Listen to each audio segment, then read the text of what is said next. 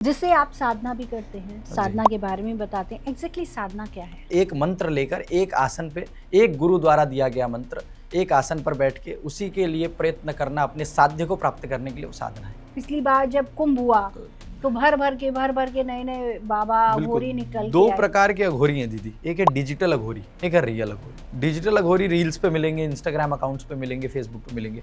Real अघोरी ना social media पे मिलेंगे ना सामाजिक व्यवस्था में मिलेंगे, वो परे हैं सामाजिक व्यवस्था से। जप का क्या महत्व है? मंत्र जो है वो देवता स्वरूप साक्षात है। मंत्र को हमेशा देवता मानना चाहिए। फॉर एग्जाम्पल अगर हम गणपति का जप कर रहे हैं तो मंत्र ही गणपति है, और जितना हम जप कर रहे हैं उतनी हम एक प्रकार से शब्द रूपी आहुतियां दे रहे हैं उनकी तृप्ति के लिए।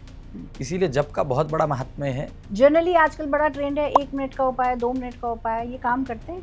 1 मिनट का उपाय दो, सब प्रारब्ध पे निर्भर करता है। जो व्यक्ति के कर्म है उसको भोगने पड़ते हैं। अवश्यमेव भोक्तव्यम कृतं कर्म शुभाशुभम, अवश्य भोगने पड़ेंगे वो कर्म जो है शुभ अपितु अशुभ। किसी को चाटा मारेंगे तो सामने से देगा ही चाटा।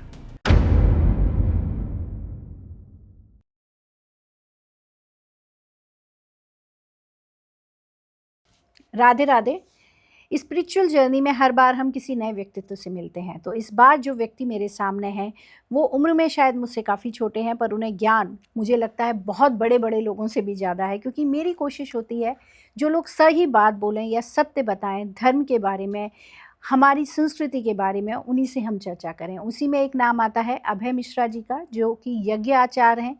साधना की उन्हें विशेष जानकारी है, काली माँ के भक्त हैं और तरह तरह की साधनाएं करते हैं और सिखाते भी हैं।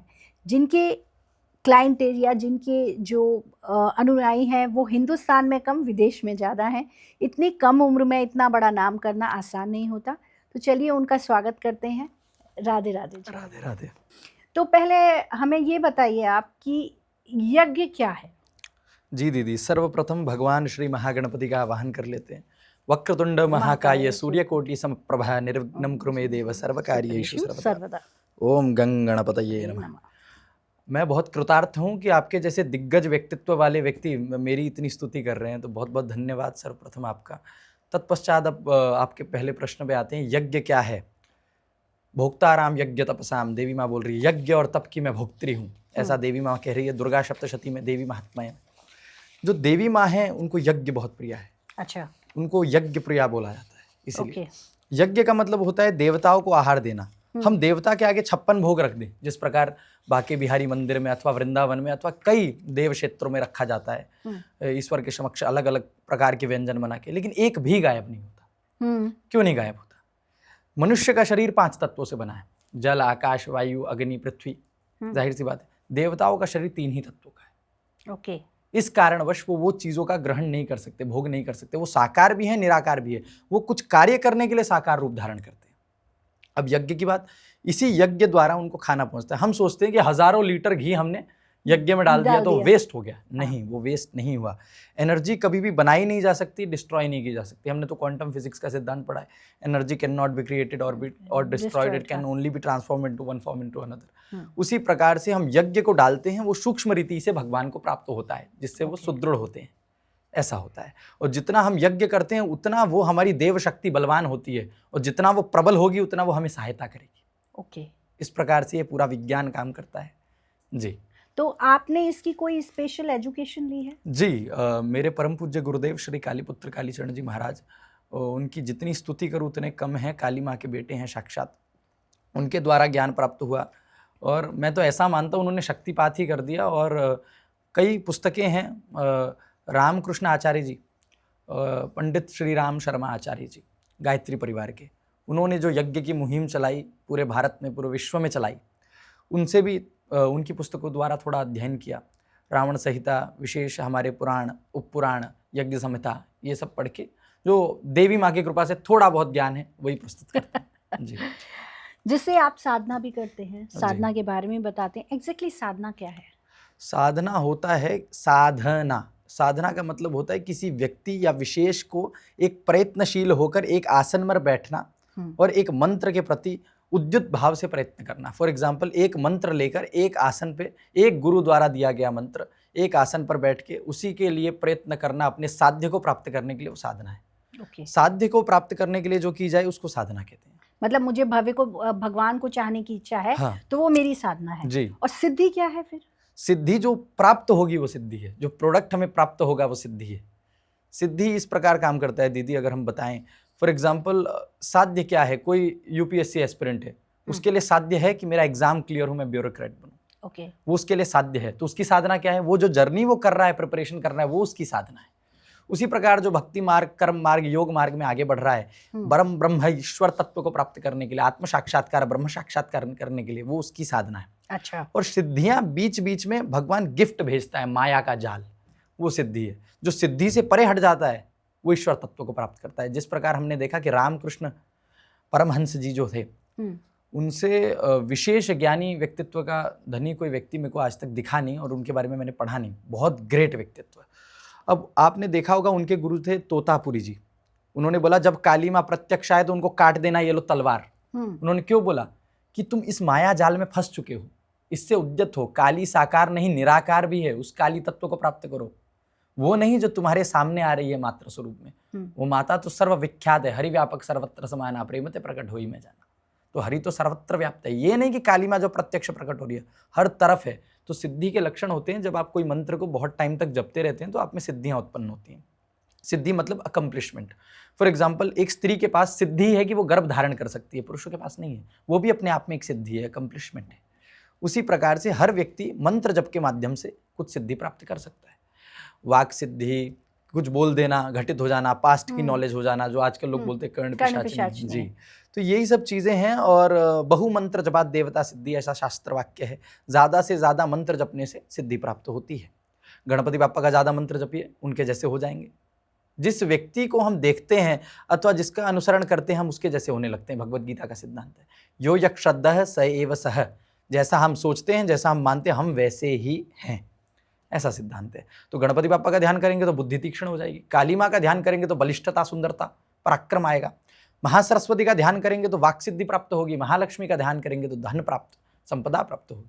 अब जैसे मैं रोज मेरे फेसबुक पे, इंस्टा पे, सब पे ऐड आते हैं, 10 महाविद्याओं का ज्ञान ले लीजिए, इतने दिन का कोर्स है, आपको सिद्धि प्राप्त हो जाएगी। ये क्या है? ये सुदृढ़ मूर्खता है। ये सुदृढ़ मूर्खता है जी। 10 महाविद्या का ज्ञान इंटरनेट पे बांटा नहीं जा सकता ऐसा खुला। वो परम ब्रह्म स्वरूपिणी काली माँ के ही 10 रूप है। काली, तारा, छिन्नमस्ता, षोडशिनी, भुवनेश्वरी, मातंगी, बगलामुखी, त्रिपुर भैरवी, कमलात्मिका, ये 10 महाविद्याएं हैं। 10 महाविद्या, महाविद्या, ये सब समझना अति आवश्यक है। ये है क्या? जो विद्या से भी परे, अनंत काल से जो एग्जिस्ट कर रही है, वो शक्ति महाविद्या होती है। महाकाली, काल को धारण करने वाली, महाकाल की अर्धांगिनी महाकाली है, प्रथम महाविद्या। वो पूरे तंत्र की अधिष्ठात्री देवी है। अब उनका कोर्स कैसे ऑनलाइन सेल किया जा सकता है? ये प्रॉपर गुरु परंपरा में चली आई चीजें हैं। तो पर वो तो कहते हैं महीने भर में आपको आ जाएगी, महाकाली की सिद्धि आपको हो जाएगी। आप ऐसे इतने पॉडकास्ट में इतने लोग आके कहते हैं कि काल भैरव ऐसे करते हैं, बगलामुखी की सिद्धि मेरे पास है, काल भैरव की मेरे पास है। मतलब बगलामुखी को ऐसा बना दिया कि बहुत इजी है, पकड़ लो। दीदी, जिसके बैंक बैलेंस तगड़ा है, जिसके पास 2-4 करोड़ बैंक में, खुला नहीं बोलेगा मैं अमीर, मैं अमीर, मैं अमीर। जो गधे होंगे जिन पे कुछ नहीं होगा, वो बोलेंगे मेरे पास है। स्त्री धन, साधना धन, ये कभी बताने की चीज नहीं है। मेरी स्त्री कौन है, मेरी किससे शादी है, अपना गुप्त संबंध किसी से जो शेयर कर रहा है वो मूर्ख है। जो अपनी साधना किससे शेयर कर रहा है वो मूर्ख है। जो पॉडकास्ट में अथवा कहीं पे भी जाकर बोलते हैं कि अरे मेरे पास तो ये सिद्धि है, काल भैरव प्रकट हो जाते हैं, उनके पास कुछ नहीं होता। जिस पे होगा वो छुपाएगा। तो जो ये करे जाते हैं तंत्र मंत्र, बगलामुखी के बहुत होते, कहते कि आपको दुश्मन का दमन करना है तो आप बगलामुखी का करो, आपको विजय चाहिए तो बगला। जितने भी पॉलिटिशियन है वो बगलामुखी की कराते हैं। 101% politicians, bureaucrats, businessman, top aristocrat, सब जितने फिलैंथ्रोपिस्ट, तो वो वाकई में काम होता है, निसंशय होता है। तंत्र है, एनर्जी का साइंस है, शिव और शक्ति का संगम तंत्र जी। तो वो है बगलामुखी 101% है, इसमें तो कोई संशय नहीं है। लेकिन विद्या गोपनीय है, आप भी प्राप्त कर सकते हैं। जरूरी नहीं किसी ब्राह्मण पे जाने की आवश्यकता नहीं। एक उपयुक्त गुरु ढूंढिए, एक आसन पकड़िए, एक माला जो शास्त्र सम्मत रीति से, बगलामुखी देवी का जप होता है हल्दी की माला से। हल्दी की माला, उनके साथ जो गणपति होते हैं वो होते हैं हरिद्रा गणपति। हरिद्रा गणपति का जप करिए, पुरस्चरण करिए, तत्पश्चात किसी उपयुक्त गुरु से वो धारण करिए मंत्र, उनसे दीक्षा प्राप्त करिए, तत्पश्चात वो जपिए एक आसन पकड़ के। उपयुक्त समय चतुर्दशी अथवा नवमी, अष्टमी, इस तिथि को बैठकर निशीत काल में जब ये बगलमुखी दिव्य की सिद्धि आपको भी होगी, लेकिन भक्ति भाव होना चाहिए। अब गुरु कैसे मिले सही? सही गुरु बिल्कुल प्राप्त होगा। देवी माँ ही ऐसा संयोग बिठा देती है कि ये व्यक्ति इसको मिल जाए। अब देवी माँ ने सबको भेजा है तो उसके लिए पत्नी भी भेजी है, हर स्त्री के लिए पति भी भेजा है। तो जैसे उसका कर्म है, जैसे उसके प्रारब्ध है, जैसी उसकी मानसिक स्थिति है, उसके अनुसार गुरु उसकी लाइफ में आएंगे। लेकिन ये नहीं है गुरु शिष्य को परखता है, लेकिन शिष्य के पास भी अधिकार है कि गुरु को परखे। जब गुरु सामने आ जाएगा तो अष्ट सात्विक भाव जागृत हो जाएगा, अपने आप रोना आएगा, अपने आप दिखेगा यही है, वो प्रेम हो जाएगा देखते मात्र से, वो गुरु है। गुरु शब्द का अर्थ है जो अंधकार से प्रकाश की ओर ले जाए, वो गुरु।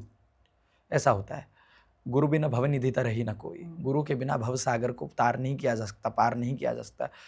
गुरु सामने खड़े हैं और ब्रह्मा विष्णु महेश सामने खड़े, तो पहले चरण गुरु जी के छूने, क्योंकि उन्होंने ही तो बताया ब्रह्मा विष्णु महेश कौन है। तो गुरु से अखंड मंडलाकारम व्याप्तम येन चराचरम तत्पदम दर्शितम येन तस्मै श्री गुरुवे नमः। ऐसा है, तो गुरु की तो महिमा ही है, बिना गुरु के कोई आगे नहीं है। राम जी के गुरु जी महर्षि वशिष्ठ, उसी प्रकार मेरे गुरु जी के गुरु जी महर्षि अगस्त्य, जिन्होंने राम जी को धनुष बाण दिया रावण को मारने के लिए, उस वैदिक परंपरा से मैं हूँ। और महर्षि अगस्त्य हैं, उसके बाद सबके गुरु होते हैं, बचपन से लेके माँ प्रथम गुरु है, तत्पश्चात टीचर्स हमारे, तत्पश्चात यौगिक गुरु, कार्मिक गुरु, स्पिरिचुअल गुरु हमें प्राप्त होते हैं। जी दीदी। स्वर्ण आकर्षक भैरव क्या है? सर्वप्रथम हमें ये बहुत ही गुह्य रहस्य है तंत्र का, स्वर्ण आकर्षण भैरव। इसकी एक बहुत सुंदर कथा हमें प्राप्त होती है शास्त्रों में। भैरव कल्प में क्या हुआ, एक बार पृथ्वी से धन विलुप्त हो गया। धन मतलब महालक्ष्मी की कृपा और कुबेर जी की कृपा विलुप्त हो गई। यक्षराज कुबेर हैं, यक्षों के राजा हैं कुबेर, उनकी जो कह सकते हैं वो विलुप्त हो गए। तो सारे जो राजा महाराजा थे वो धन विहीन हो गए। तत्पश्चात उन्होंने कहा कि अब हम क्या करें। तो वो पहुंचे ब्रह्मा के पास। ब्रह्मा जी ने बोला मेरे से नहीं हो पाएगा, विष्णु जी के पास जाओ। तत्पश्चात वो विष्णु जी के पास वैकुंठ धाम पहुंचे। उन्होंने कहा कैलाश जाओ, महाकाल के पास। जब महाकाल के पास पहुंचे तो महाकाल ने बोला ठीक है, अब मैं इसमें क्या करूं। लेकिन महाकाल ने क्या किया, महाकाल ने भैरव को उत्पन्न किया। अपने एक कलश में से कुछ ऐसे प्रवाह किया, थोड़ा सा जल, और भैरव बाबा प्रकट हो गए। और भैरव बाबा यानी कि स्वर्ण आकर्षण भैरव प्रकट हुए। वो बिल्कुल गोल्ड के, बिल्कुल स्वर्ण आभा वाले, स्वर्ण कांति वाले दिव्य भैरव थे। वो भी एक अमृत कलश के साथ प्रकट हुए। अमृत कलश से 2 बूंद मात्र छिड़कने से कुबेर और लक्ष्मी पुनः प्रकट हो गए। वो है स्वर्ण आकर्षण भैरव। तंत्र में बहुत ही गोपनीय साधना है स्वर्ण आकर्षण भैरव। कहा जाता है जिसको स्वर्ण आकर्षण भैरव की सिद्धि होती है उसकी 7 पुष्टों तक के धन की कमी नहीं हो सकती, कभी भी नहीं हो सकती। उसको अखंड लक्ष्मी प्राप्त होती है। अखंड लक्ष्मी मतलब जो अक्षयना शयना होगी जो लक्ष्मी, और जो बिल्कुल अखंड रहेगी, जो खंडित हो ही ना सके, ऐसी लक्ष्मी प्राप्त। नहीं तो इनकी साधना करते हैं लोग हैं? बिल्कुल, बहुत सारे लोग हैं भारतवर्ष में। कितने सारे बड़े बड़े पॉलिटिशियंस हैं जो करवाते हैं और इनके कवच धारण करते हैं सुंदर सुंदर से। अच्छा। तो ऐसा भी है। और स्वर्ण आकर्षण भैरव के साधक बहुत कम हैं वैसे तो, लेकिन क्योंकि इनकी विद्या विलुप्त हो गई। हमारी नालंदा यूनिवर्सिटी तो कह सकते हैं कि खजाना थी, लेकिन उसको आक्रांताओं ने एकदम से खत्म कर दिया। तो इसी कारणवश अब इनकी भी विद्या विलुप्त हो चुकी है। लेकिन अभी भी ऐसे लोग हैं जो कर सकते हैं, जो करते हैं। हाँ जी, हाँ जी। इनकी तर्पण मुख्य होता है, इसमें तर्पण करना पड़ता है। दुग्ध से तर्पण, केशर युक्त दुग्ध से तर्पण होता है स्वर्ण आकर्षण भैरव के लिए। और 48 दिन यानी 1 मंडल की साधना होती है इनकी लगभग स्वर्ण आकर्षण भैरव की। और जो व्यक्ति करना चाहे वो अवश्य किसी उपयुक्त गुरु द्वारा मंत्र प्राप्त करके इनकी साधना में उद्यत हो। जी। अच्छा, एक तारा देवी का बार बार नाम आता है आजकल बहुत ज़्यादा, और कहा जाता है कि ये ऐसी देवी हैं किसी मूर्ख को भी ज्ञानी बना दें। निसंशय मूर्ख को भी ज्ञानी बना दे। हाँ जी। और इनका नील सरस्वती से क्या संबंध है? मतलब नील सरस्वती का भी नाम आता है। तारा माँ की हम बात करें, द्वितीय महाविद्या। हाँ। तंत्र में 10 महाविद्याओं का आपने अभी किया बताया कि 10 महाविद्या होती हैं। उन्हीं 10 महाविद्या में से दूसरी महाविद्या है तारा देवी। पूरी रात्रि जब मध्यकाल होता है रात्रि में, तो वो काली माँ है। जब बिल्कुल रात्रि छटने लगती है और सुबह का सवेरा होता है, वो तारा है। ओके, ऐसा है। और जो तारा माँ है, हलाहल विश्व जब शिव जी ने पिया था हलाहल विष, और तब शिव जी के गले में जलन हो गई। हाँ। तत्पश्चात देवी माँ ने तारा माँ का स्वरूप धारण किया। भगवान शिव को शिशु स्वरूप में लेकर स्तनपान कराया, जिससे वो विषाग्नि शांत हुई। ओके, वो तारा माँ है।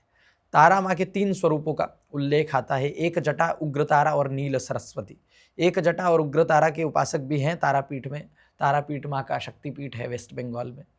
और नील सरस्वती जो रूप है, ब्यूरोक्रेट्स, एडवोकेट्स और अच्छे अच्छे बिल्कुल जो लोग चाहते हैं कि दुनिया हमें देखे, जिनको अपनी वाणी में आकर्षण लाना है, जो धारा प्रवाह बोल सके, जो स्पीच दे तो लोग मोहित हो जाए, उनकी देवी है नील सरस्वती। अच्छा। घोर रूपे महारावे सर्वशत्रुम भयंकरी भक्तिभ्यो वरदे देवी त्राहि माम शरणागतम। अनुराधा पौडवाल जी, उनको तो दिव्य सिद्धि प्राप्त है, मैं तो ऐसा क्लेम करूंगा। अच्छा जी, उन्होंने ही नील सरस्वती स्तोत्रम गाया है। इसी की लाइन है, मोक्षार्थी लभते मोक्षम, धनार्थी लभते धनम, विद्यार्थी लभते विद्या, विद्या तर्क व्याकरण आदि काम। जिसको मोक्ष चाहिए उसको मोक्ष देगी देवी, जिसको धन चाहिए उसको धन देगी, और जिसको विद्या चाहिए उसको विद्या तो देगी, साथ में तर्क यानी आर्ग्यूमेंटेटिव कैपेबिलिटी भी देगी। जी। तो ये कहाँ है इनका मंदिर? हमने कभी नहीं इनका सुना। मंदिर तारापीठ वेस्ट बंगाल, और इनका एक गुप्त पीठ है काशी में। काशी में जब आप विश्वेश्वर बाबा के दर्शन करके निकलेंगे तो दाएं हाथ की तरफ में थोड़ा सा ऊपर से दाएं तरफ हम मुड़ते हैं तो एक गुप्त पीठ माँ का है, नील सरस्वती देवी वहाँ विराजमान है। जी, मेरी बड़ी इच्छा है ये 52 शक्तिपीठ करने की। जी बिल्कुल करिए। मूलतः 108 शक्तिपीठ है, लेकिन लोगों को 51 शक्तिपीठ अथवा 52 शक्तिपीठ पता है। बाकी विलुप्त हैं, गुप्त शक्तिपीठ भी हैं, वो उद्यत होते हैं समय के अनुसार। नहीं तो पर जो कर लेता है उसको कुछ विशेष लाभ मिलता है? बिल्कुल, शक्तिपीठ सामान्य मंदिर, आप नॉर्मल घर के पास भी मंदिर में जाएंगे तो दर्शन करेंगे तो उसका भी अपना बेनिफिट है, बहुत बड़ा बेनिफिट है। क्योंकि मंदिर का जो आर्किटेक्चरल पैटर्न है, जिस आर्किटेक्चर के हिसाब से बनाया गया है, उसके अंदर एनर्जी है। वो किस प्रकार से हम जो गोपुरम बनाते हैं साउथ के मंदिरों में, हम देखेंगे गोपुरम देखेंगे, कलश स्थापना होती है ऊपर की ओर, तो उस प्रकार सारी ऊर्जा जागृत अवस्था में, ठीक है। और इसीलिए कहा जाता है कि वुमेन्स को जब पीरियड से तो मंदिर ना जाए, लेकिन उसको लोगों ने मूर्खतावश शुद्धि और अशुद्धि से जोड़ दिया। वो कोई अशुद्धि नहीं है, महिलाएं परम पवित्र हैं। उसी प्रकार हम तो कामाख्या में योनि की पूजा करते हैं देवी, और रजस्वला के टाइम पर रक्त वस्त्र मिलता है, वो तो सबसे सिद्ध है, उसको तो कवच में डाल डाल के पहनते हैं सारे तांत्रिक और सारे विशेष साधक। तो हम अगर देखा जाए तो मंदिरों का विशेष महत्व है। शक्तिपीठ दर्शन जब भी जाएं तो वहां पे भैरव विद्यमान होते हैं। जिस प्रकार उन्मत्त भैरव हैं कामाख्या में, अखिलेश्वर भैरव हैं तारापीठ में, उसी प्रकार हर शक्तिपीठ में एक भैरव हैं। सर्वप्रथम जब भी किसी शक्तिपीठ में जाएं तो जब भी शक्तिपीठ में जाए 3 काम अवश्य करें। वहां पर जप अवश्य करें, जो भी आपका गुरु मंत्र है, अथवा गुरु मंत्र नहीं है तो नवारण मंत्र का जप करें। वहां पर कम से कम भी 9 माला जप करें। लाल आसन पर बैठे रुद्राक्ष की माला ले और शांत अवस्था में जप करें देवी का। हर देवी पर रुद्राक्ष की माला? हर देवी पर रुद्राक्ष की माला। अच्छा, मैं जैसे राधा रानी को मानती हूँ, मैं राधा तुलसी की माला, हाँ राधा राधा जपिए तुलसी की माला से। वो वैष्णव संप्रदाय से है ना। हाँ। सनातन धर्म में 6 प्रमुख संप्रदाय हैं। हाँ। शाक्त, शैव, वैष्णव, सौर, स्मार्त और गणपत्य। इसमें से 2 विलुप्त हो चुके हैं, मतलब बहुत कम मात्रा में अवेलेबल है। इस पे हम चर्चा करेंगे। सर्वप्रथम हम समझते हैं सनातन क्या है। जो था, है और रहेगा वो सनातन। सर्वम खलविदमेवाहम नान्यदस्ति सनातनम, सर्वम खलविदमेवाहम नान्यदस्ति सनातनम। देवी माँ बोल रही है मैं ही सनातन हूँ, यानी देवी माँ साक्षात जगदम्बिका सनातन है। तो ना तो वो कभी थी, ना होंगी, ना रहेंगी, इस प्रकार से सोचना मूर्खता है। वो अनादि काल से हैं, वो हमेशा रहेंगी, उनका कोई अंत नहीं। जिस प्रकार महाकाल है उस प्रकार महाकाली है। अब जो आपने बोला कि राधा रानी, वो वैष्णव संप्रदाय से हैं। विष्णु जी के उपासक वैष्णव, शैव के यानी शिव जी के उपासक शैव, और उसी प्रकार शक्ति के उपासक वो शाक्त। पूरा विश्व ही शाक्त है। मैं मानता हूँ भले कोई वैष्णव हो, भले कोई शैव हो, लेकिन मूल रीति से हम सब शाक्त हैं। आप भी शाक्त हैं।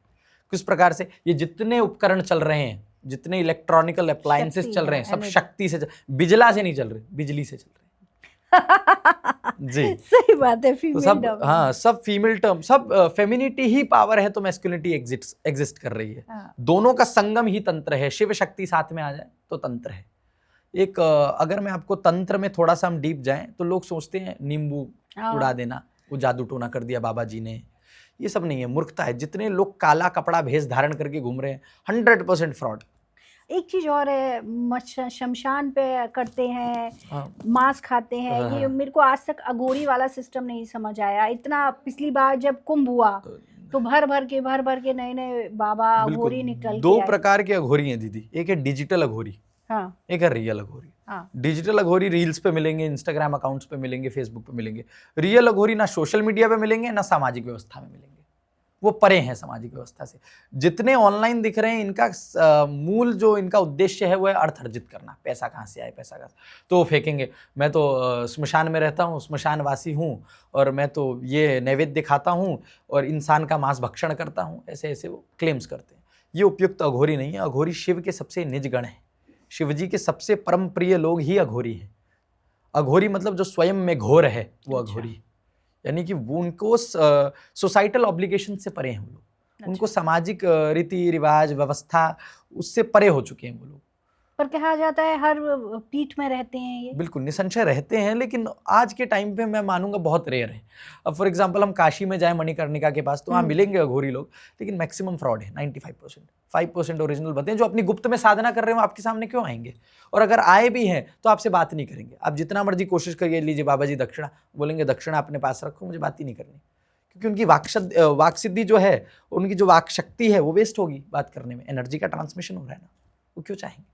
आजकल तो नॉर्मल साधक बात नहीं करते। जितना हो सके फिजिकल कांटेक्ट अवॉइड करिए, हैंडशेक्स अवॉइड करिए। जब भी कोई व्यक्ति मिले दूर से नमस्कार। हैंडशेक्स करने से आपकी एक कार्मिक बॉन्ड बन रहा है। फिजिकल रिलेशनशिप, कभी भी किसी व्यक्ति को, किसी स्त्री को टच करें तो विवाह करें, मूर्खता ना करें, चरित्रहीनता त्यागे, ये व्यभिचार छोड़े।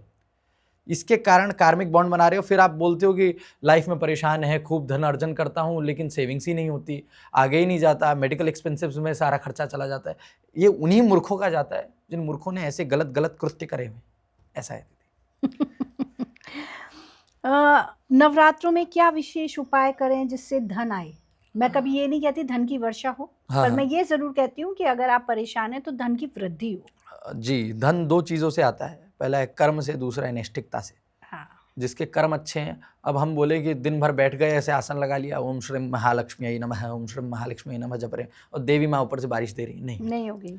जो हम कर्म कर रहे हैं, आप जिस भी कार्य क्षेत्र में जुड़े हुए हैं, आप नेता हैं, राजनेता हैं, स्टूडेंट हैं, या जॉब कर रहे हैं, कॉर्पोरेट लाइफ में हैं, जो मर्जी कर रहे हैं, आप बस उसको निष्ठिकता से करें। तत्पश्चात देवी का उपाय करें। सबसे बड़ा उपाय है सफ़ेद पुष्पों की माला हर शुक्रवार देवी को पहनाएं। अच्छा। दूसरी महत्वपूर्ण बात है, जो भी स्त्रियां आपके आसपास हैं, आपकी पत्नी, धर्मपत्नी, आपकी माता, आपकी बहन, आपकी चाचा चाची, जो मर्जी, गर्लफ्रेंड्स, उनको गिफ्ट करें। गिफ्ट करने का बहुत महात्म्य है। कुमारी पूजन से पूरा सनातन है। कुमारी पूजन का विशेष महात्म्य है। आप कुमारी कहाँ ढूंढने जाएंगे? आप अगर नवरात्रि को छोड़कर बाकी किसी समय जाएंगे कि कुमारी पूजन करना है, तो लोग गलत समझेंगे। तो आप अपनी गर्लफ्रेंड्स को, अपनी वाइफ्स को, अपनी माता जी के चरण दबाएं, 15 मिनट बैठें, उनके साथ में वार्ता करें, उनको गिफ्ट्स तो करें। कोई नहीं दबाएगा। तो मूर्ख है ना ये। भगवान शिव माता काली की सदा सेवा करते हैं, उनके लिए नृत्य करते हैं। जब माँ काली का मन करता है तो कहती है महाकाल को नृत्य करो महाकाल, और महाकाल नृत्य करते हैं, तांडव करते हैं देवी के लिए, और फिर देवी माँ तांडव करती है महाकाल के लिए। उस प्रकार शक्ति और शिव दोनों का संगम है तो ही सृष्टि है। और जो लोग अपनी प्रधानता दिखाएंगे, पेट्रियार्की, ठीक है, मानव प्रधान यानी कि पुरुष प्रधान शासन, ये मूर्खता है। इसी कारणवश आज भारत की ये स्थिति है। पेट्रियार्की भर गई, ये चीज़ें दिमाग में भर गई, गलत शिक्षा भर गई, इतने रेप केसेस, इतनी चीज़ें गलत गलत जो औरतों के प्रति हो रही है, ये इसी मूर्खता। शक्ति उपासना छोड़ दी। आज के टाइम पे आप ये देखिए, श्रीमद् भागवत की बात हर कोई कर रहा है। सारे संत ये बता रहे हैं भगवान ने क्या किया, भगवान ने क्या करने को बोला, ये कोई मूर्ख नहीं बता रहा है। सारे व्यासपीठ से बोल रहे हैं श्री कृष्ण ने माखन खाया, श्री कृष्ण ने ये किया, श्री कृष्ण ने रीला, श्री कृष्ण ने तुम्हें क्या बोला। श्री कृष्ण को माखन चोर दिखा रहे हो, श्री कृष्ण को महाभारत काल करने वाले व्यक्ति नहीं दिखा रहे, जिसने 166 करोड़ लोगों को खड़ा काट दिया, वो कृष्ण जी को नहीं दिखा रहे आप लोग। जो सुदर्शन वाले कृष्ण है उनको कोई नहीं जान रहा, बांसुरी वाले कृष्ण को मिल्क कर रहा है पूरा बॉलीवुड और सारे व्यासपीठ पे बैठे हुए लोग। सुख दुखे समय कृत्वा लाभा लाभौ जया जयो ततो युद्धाय युज्यस्व नैवं पापम वाप्स्यसि। ये श्री कृष्ण भगवान बोल रहे हैं भगवत गीता में कि सुख होगा कि दुख होगा, लाभ होगा कि हानि होगी, जय होगी कि पराजय होगी, इसका विचार किए बिना युद्ध करो पार्थ। अब आप देखिए दीदी कि अर्जुन बैठे हुए हैं आगे, श्री कृष्ण बोल रहे हैं अर्जुन को, अर्जुन बोल रहा है मेरे को डर लग रहा है, मैं क्या करूं, मेरे सामने मेरे ही भाई हैं, ठीक है, मेरे ही गुरु हैं द्रोणाचार्य जी, मैं क्या करूं। तो श्री कृष्ण साक्षात भगवान बोल रहा है तू मर सकता है। भगवान अर्जुन को बोल रहे तू मर सकता है। बताओ, भगवान साथ में होकर अगर बोले मर सकता है तो सोचिए कैसी बात है। तो भगवान बोल रहे हैं हतो वा प्राप्स्यसि स्वर्गं जत्वा वा भोक्ष्यसे महीम तस्मद्दुत्तिष्ठ कौन्तेय युद्धाय कृत निश्चयः। हार होगा कि जीत होगी, इसका विचार किए बनो। हारोगे तो मुझे प्राप्त कर लोगे और रणभूमि पे विजय कहलाओगे हम्म, और जीत जाओगे तो ये सब भोगोगे सब भोगोगे। जी। तो कर्म करने का प्रधान है। तो नवरात्रि में धन कैसे अर्जित करें उसका एक ही उपाय है, स्त्रियों की सेवा करें, अब सबसे अच्छे संबंध बनाकर रखें। तत्पश्चात एक सिंपल सा उपाय आपको बोलता हूँ, बहुत क्लियर कट, इतना करना है, एक रुद्राक्ष की माला, एक लाल आसन, पूरी नवरात्रि में एक मंत्र पकड़ लीजिए और देवी माँ के उस मंत्र का जप करते रहिए। ओम श्रीम महालक्ष्मी नमः, ये मंत्र का जप करें। हमने सिद्धि की बात की, हमने साधना की बात की, तो बिना जप के ये सब अधूरा है। जप जी। का क्या महत्व है? जप का बहुत बड़ा महात्म्य है। जप से ही मंत्र जो है वो देवता स्वरूप साक्षात है। मंत्र को हमेशा देवता मानना चाहिए। फॉर एग्जाम्पल अगर हम गणपति का जप कर रहे हैं तो मंत्र ही गणपति है, और जितना हम जप कर रहे हैं उतनी हम एक प्रकार से शब्द रूपी आहुतियाँ दे रहे हैं गणपति के उनकी तृप्ति के लिए। इसीलिए जप का बहुत बड़ा महात्म्य है। बहु मंत्र जपात देवता सिद्धि, ऐसा तो वाक्य है ही कि जितना ज़्यादा हम मंत्र जपेंगे उतनी ही सिद्धि प्राप्त होगी और उतना ही हम देवता के करीब जाएंगे। जितना पास आप हेलोजन के जाते हैं उतनी बड़ी परछाई दिखती है। वो हेलोजन वो गणपति है अथवा देवी या जिसको भी आप मान रहे हैं वो है। जितना हम उनके पास जाएंगे उतना ही हमारी छाया बड़ी होती जाएगी भौतिकता में। यानी कि जितनी आप चाह रहे हैं कि मुझे ये प्राप्त हो जाए, ये सुख प्राप्त हो जाए, भौतिक सुख जितने, वो सब प्राप्त होते जाएंगे और आप इतने श्रेष्ठ और इतने महान बन जाएंगे कि त्रैलोक्य आकर्षण हो जाएगा। तीनों लोक आकर्षित, तीनों लोक मोहित हो जाएंगे। आजकल एक बात कही जाती है कि माँ काली और गणेश जी सबसे इजी हैं साधना के लिए। अगर आपको सिद्धि चाहिए तो सबसे पहले गणेश जी को मना लीजिए, फटाफट सिद्धि मिल जाएगी। कलयुग ऐसा है? में वाक्य है कलो चंडी विनायको। कलयुग में चंडी और विनायक, चंडी यानी देवी माँ और विनायक यानी गणपति बप्पा सबसे ज़्यादा सहायता करते हैं और सबसे फास्ट काम करते हैं। मेरा ऐसा मानना है और ये मेरा पर्सनल ओपिनियन है। ऐसा तो है ही, ये तो इसमें तो कोई संशय नहीं है। जितने भी देवता जिनका अर्धमुख मतलब आधा मुख किसी जानवर का है वो बहुत फास्ट काम करते हैं। अच्छा, ऐसा मैंने बहुत श्रेष्ठ गुरुओं से सुना है। जिस प्रकार नरसिम्ह देवता है, नरसिम्हा का आप मंत्र जप करें, प्रॉपर तारीख देख के मूल नक्षत्र में जप करें, तुरंत सारे शत्रु दमन, सारे शत्रु नाश हो जाएगा। जितने शत्रु आपको प्रॉब्लम कर रहे हैं, वाराही देवी अथवा वाराह देव विष्णु जी का इस सहायता करते हैं बहुत बड़े प्रभाव में। और गणपति बाप्पा जो आपने कहा दीदी, हाँ वो बहुत फास्ट काम करते हैं और रूट एक्सेस ही हर चीज़ का उनके पास है। हमें कोई नई शॉप की स्थापना करनी हो, हाँ वहाँ पे भी गणपति बाप्पा को ही बिठाएंगे। हर चीज़, हर शुभ काम गणपति बाप्पा से और हर बड़ा काम भी गणपति बाप्पा से। साधना में भी आप एंट्री नहीं ले सकते बिना गणपति बाप्पा के। उनका एक पुरस्चरण करना अति आवश्यक है। जी। इसी पे मैं एक बात कहूँगी, जैसे हमारे महाराष्ट्र में बहुत सिस्टम है कि गणपति विराजमान होते हैं, हफ्ते 10 दिन रहते हैं। उसी को देख के नॉर्थ इंडिया में, दिल्ली एनसीआर में बहुत ट्रेंड हो गया। लोग ले आते हैं और फिर ऐसे ही छोड़ देते हैं। तो वाकई में वो करना चाहिए? ये दीदी बात ऐसी है कि पहले तो हम इस पे आते हैं इस ट्रेंड पे कि सिर्फ गणपति बाप्पा चतुर्थी से चतुर्दशी तक पूजने के लिए नहीं है। एग्जैक्टली, मेरा परम ब्रह्म स्वरूप कि हम 10 दिन को उतना महत्व दे देते हैं कि उसी दिन आप आएंगे। गणेश पुराण का वाक्य है, नमस्तस्मै गणेशाय ब्रह्म विद्या प्रदायिने। हे गणपति आपको प्रणाम है, आप ब्रह्म विद्या प्रदायक, ब्रह्म विद्या प्रदान करने वाले। जिसके पास ब्रह्म विद्या जो प्रदान कर सकता है उसको सिर्फ 10 दिन अथवा 7 दिन के लिए बना के रख देना, ये सारे सनातनियों का कह सकते हैं धर्म शिक्षा का अभाव है। उनको धर्म की शिक्षा प्रॉपर नहीं है। हमने बात की सनातन धर्म के 6 प्रमुख संप्रदायों की, उसी में से एक संप्रदाय था गणपत्य संप्रदाय, जिसको गणपत्य संप्रदाय बोलते थे। अच्छा। आज वो विलुप्त है। आज बहुत कम ऐसे लोग बचे हैं। मैं ऐसा आपको बोलूँगा, मेरा पर्सनल ऐसा मानना है और मैंने देखा भी है, किसी के ऊपर तंत्र प्रयोग है, विचार प्रयोग है। जो कार्य 10 दिन में देवी के मंत्र से नहीं होगा, गणपति बाप्पा 1 दिन में कर देंगे। अच्छा, ऐसे भी रूप हैं गणपति बाप्पा के। वीर गणपति नाम है, उच्चिष्ट गणपति, अरुण गणपति, ठीक है, तरुण गणपति, ऐसे गणपति बाप्पा हमें प्राप्त होते हैं। गणपति बाप्पा के मुद्गल पुराण में 32 रूपों का उल्लेख आता है। उसी में से एक स्वरूप है उच्चिष्ट गणपति।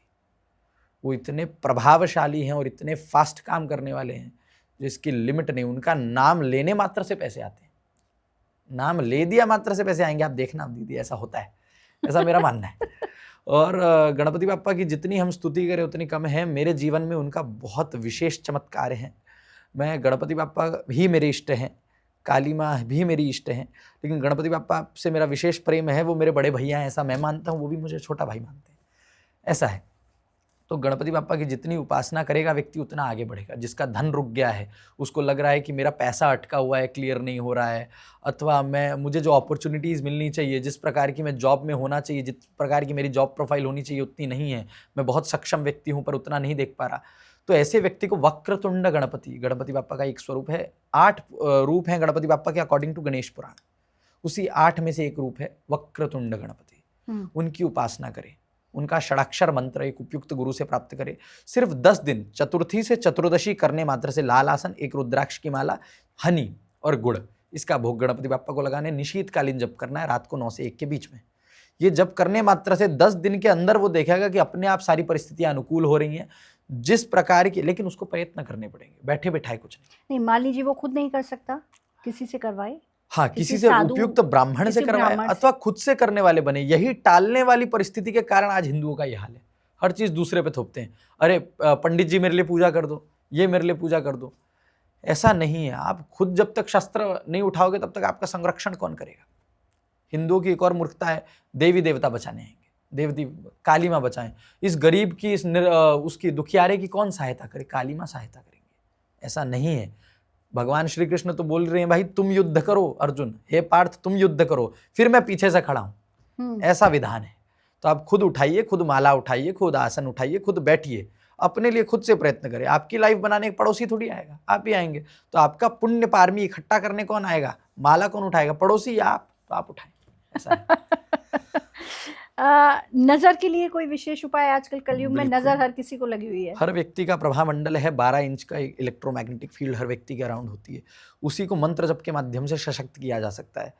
1-2 बॉक्सर्स लड़ रहे हैं रिंग में, अगर जो पावरफुल है उसका पंच बैठ जाएगा, जो कमजोर है परास्त हो जाएगा। उसी प्रकार से नजर दोष या तंत्र काम करता है। नजर दोष किसी को भी देख के ईर्ष्या भाव करना अथवा देख देना, जिसका ऑरा अथवा जिसकी चंद्रमा की स्थिति कुंडली में ऑलरेडी कमजोर है, हाँ, उस पे नजर दोष जल्दी काम करता है। ऐसा होता है। और नजर दोष से बचने का सबसे बड़ा उपाय है मंत्र जप, ध्यान। डेली देवी माँ के दर्शन को जाना, डेली काली माँ के दर्शन को जाना, अथवा डेली शिव जी का जलाभिषेक करने से ऑरा यानी प्रभामंडल प्रबल होता है, सशक्त होता है, फिर नजर दोष काम नहीं करता। लेकिन जितना मर्जी शेर हो शवा शेर होता है, तो नजर दोष तब भी लगेगा। तो फिर आप चीज़ें धारण करिए, ऐसे करुणांगली धारण करिए, कार्तिकेय भगवान को समर्पित है। उसी प्रकार आप ऐसी चीज़ें धारण करिए, अथवा रुद्राक्ष धारण करिए जिसपे शनि की 7.5 या सप्तमुखी रुद्राक्ष धारण करें। उसी प्रकार से रुद्राक्ष धारण करिए, मंत्र जप करिए, देवी माँ के दर्शन को जाइए और अपनी माता की बात मानिए, बस। कोई नजर दोष नहीं। छोटे बच्चे हैं, छोटे बच्चे अगर हैं तो उनको छोटा सा कवच पहनाएं, अथवा ये करुणांगली की माला पहनाएं, अथवा कुछ नहीं कर सकते तो किसी शक्तिपीठ से, किसी भी शक्तिपीठ में जाएं। फॉर एग्जाम्पल विशालाक्षी, कामाख्या, वैष्णो देवी, कहीं जाएं, देवी माँ का थोड़ा सा कुमकुम प्राप्त करें। जो सौभाग्यवती स्त्रियां मस्तक पर सुशोभित करती हैं, उस कुमकुम प्राप्त करें और उसी से डेली तिलक करें अपने पुत्र को। ओम वाराही देव्यै नमः, ये मंत्र है, ये बोलकर तिलक लगाएं। कोई नजर दोष, कोई अभिचार काम नहीं करेगा। अच्छा, लॉयर हैं जो लॉयर बनना चाहते हैं, अच्छे यूपीएससी के एग्ज़ाम दे रहे हैं, ब्यूरोक्रेट्स बनना चाहते हैं, मैंने सुना है उनके लिए कुछ विशेष उपाय होते हैं या कुछ विशेष तरीकों से वो साधना करते हैं। कोई विशेष उपाय ऐसे लोगों के लिए जो यूपीएससी के एग्ज़ाम दे रहे हैं? जो व्यक्ति एजुकेशनली चाहता है कुछ अचीव करना और चाहता है कि एकेडमिकली मैं बहुत बड़ी सक्सेस हासिल करूं और मेरी प्रतिष्ठा पूरे विश्व में फैले, सुकीर्ति पूरे विश्व में फैले, उसको नवम महाविद्या मातंगी की शरण लेनी चाहिए। मातंगी महाविद्या है, ग्रीन और लाइट ब्लू कलर की वो देवी है, नवम महाविद्या बोला जाता है।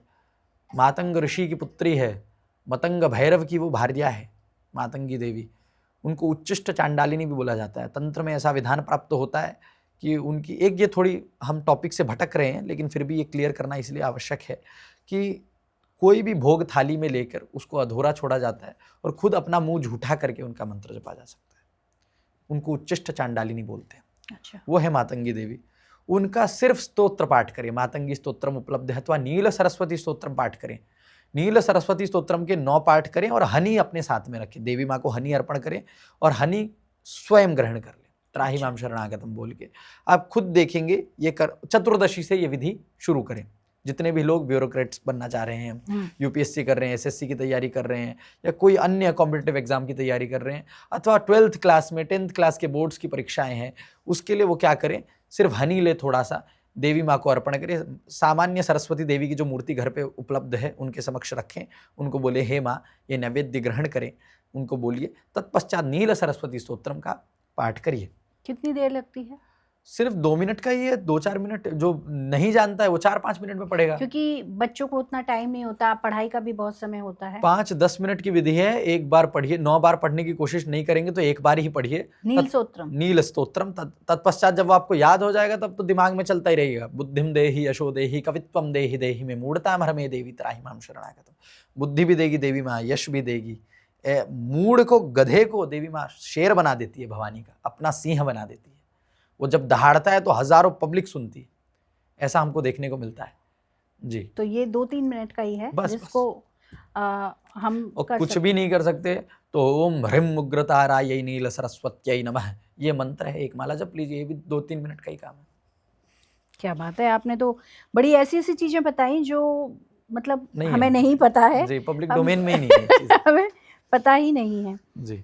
ये ऑलमोस्ट हमारे सारे सवाल हो गए। तो अब आप जनरली जो आप चाहें जनरली आप, मैं भी इसी फेवर की हूँ कि पूजा पाठ और मंत्र ही काम करते हैं।